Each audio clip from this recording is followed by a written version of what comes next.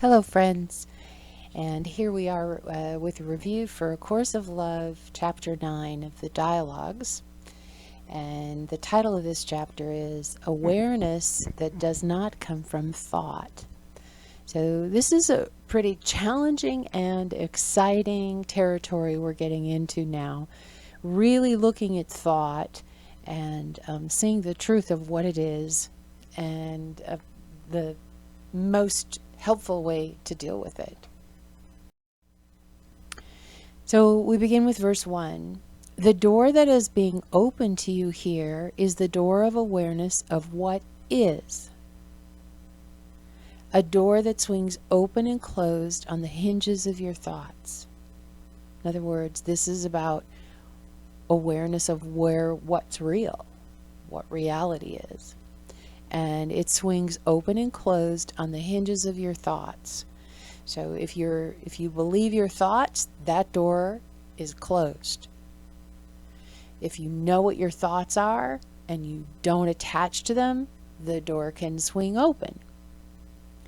Thoughts are a greater boundary than the dot of your body and a greater means of imprisonment than bars and walls.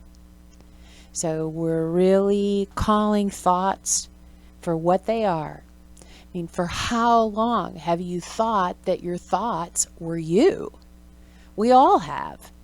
We thought that the thoughts that were running through our thinking mind were generated by our identity, by ourselves. And while we didn't like the thoughts, when the thoughts told us, you're ugly, you're fat, you're not good enough, people don't love you enough, you need to try harder, you need to fix this, you need to do better. We believed those thoughts. And so it's important now to take a good hard look at where are those thoughts coming from and are they true? Verse 2 goes on to say, what you think is what imprisons you. Really, you are imprisoned by your thoughts. Those are the keepers of the prison doors. Why is this true? Because your thoughts are nothing more than your conditioning. They were programmed into your mental system by the people you encountered in your life, both as a child and as an adult, by the books you've read, by what the culture has presented to you, by TV shows, by the culture itself, and the state of humanity has put these ideas, these concepts, this structure into your mind, and you have believed them along with everybody else. But they're nothing more than your conditioning. That's all they are. They feel like they're random. The teacher that said, oh, your art's not your thing, and you took that to be truth, the teacher certainly didn't intend for that to limit you your whole life. Maybe they were intentional in some cases. It doesn't matter. It's not who you are. It's not what you are. None of them are true. So I'll go on with what I've written here. They are like a computer program set to automatically perpetuate your experience of separation. You've been identifying them as you, but they are not you. They are a pattern. So this thinking mind, and I like to separate the thoughts that happen or the activity of the mind into the thinking mind and the working mind. So the working mind is the one that can solve problems and do math and learn things and engage in a process and master the activity. That's the working mind. Can solve puzzles and do crosswords and all of those things. But the thinking mind is that running soundtrack that we all have. And that is just like a computer program that was set to keep you thinking that you were a separate entity. So it was intentionally set up so that you could have the experience of separation set up by yourself, so don't look for somebody to blame. and it has accomplished its job. It did a great job of giving you the experience of believing you were a separate entity. And now that you don't want that any longer, then it's time to let that pattern go. The pattern of believing your thoughts. You cannot believe them. They're nothing but conditioning. So verse 4 tells us this pattern is what the new patterns of acceptance and discovery that we are beginning to lay out here are going to replace. So instead of believing our thoughts, we are going to move into acceptance and discovery, and we're going to be talking about these for a long time. The aims we clearly embraced together when you were still a learning being were meant to allow you to come to know your true identity. A treatise of the art of thought was but a forerunner to what we will now embrace together. So, in other words, the treatises accomplished their purpose. They brought you here. And they updated your conditioning. So, not all conditioning is bad. If you hadn't had conditioning in place that you had done, it wouldn't have brought you where you are now. So we're not condemning our thoughts. We're not saying that they're bad. They're just not true. You thought your desire would lead you to truth.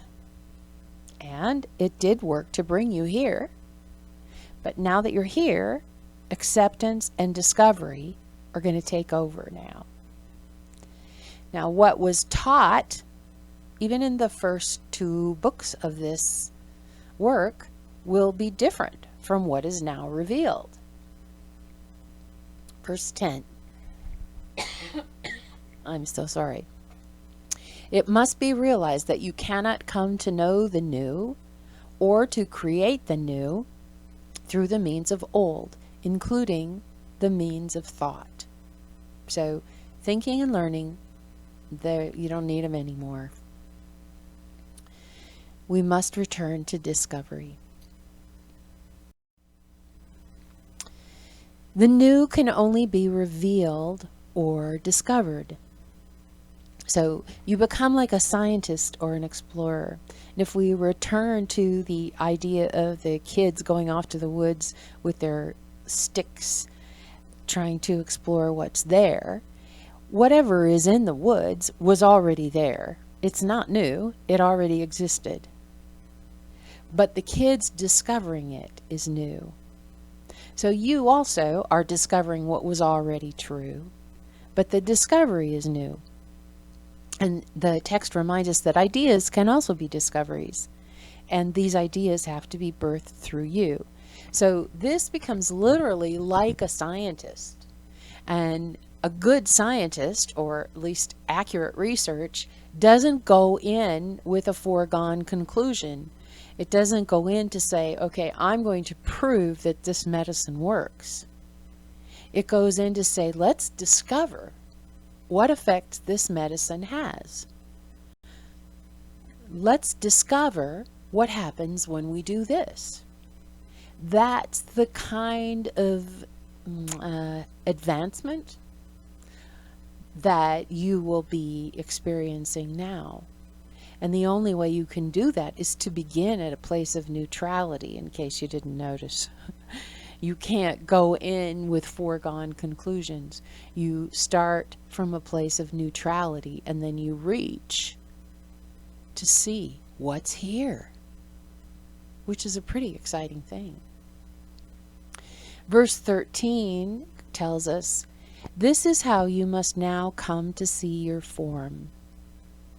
It is that through which what already exists, what is already accomplished, comes or passes through by means of the expression of your form and the interaction of your form with all you are in relationship with.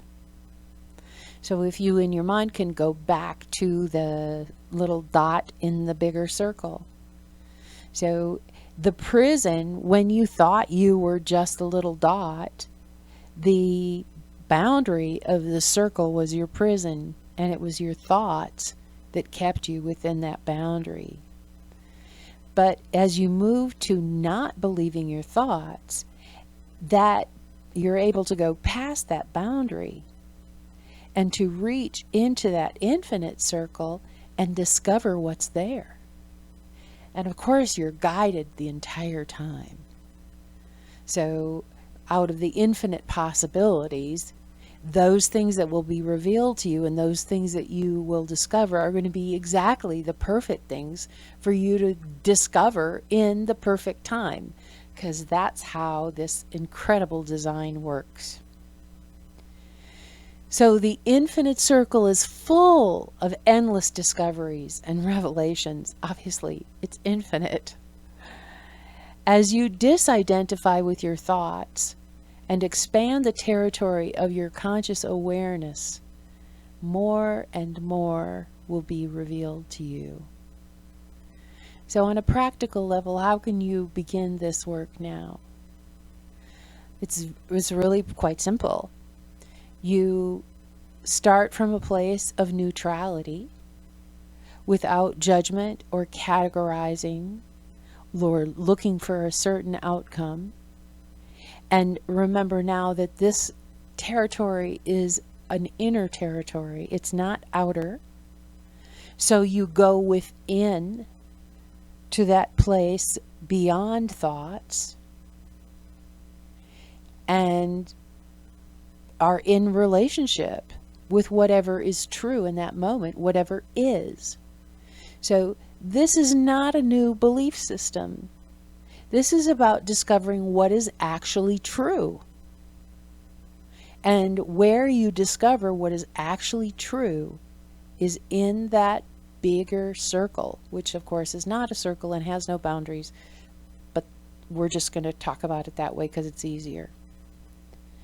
So I wish you the best of luck with this, and I know that you are here because you're ready for this.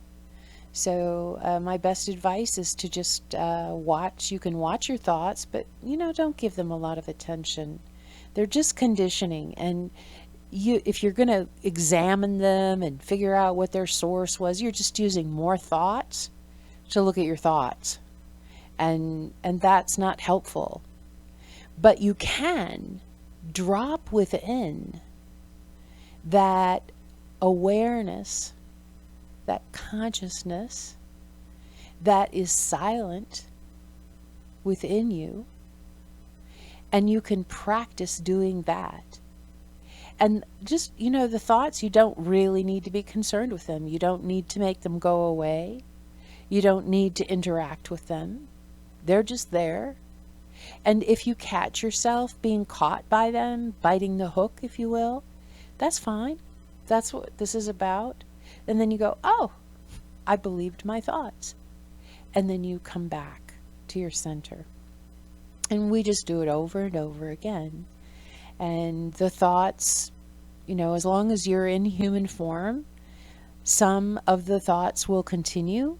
From what I understand, even great masters occasionally get hooked by a thought and go temporarily. So you're in good company. It's okay. It's not a problem.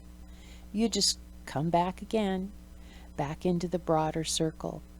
So we'll be going more and more into how this is done. But don't worry about it. Don't try. Just notice the thoughts that are happening and recognize them for what they are, which is just your conditioned programming. So, okay, I wanted that in order to have the human experience, and I accept them and allow them to be, but that doesn't mean I have to believe them. Anyway, thanks for joining me. We'll see you in the next chapter.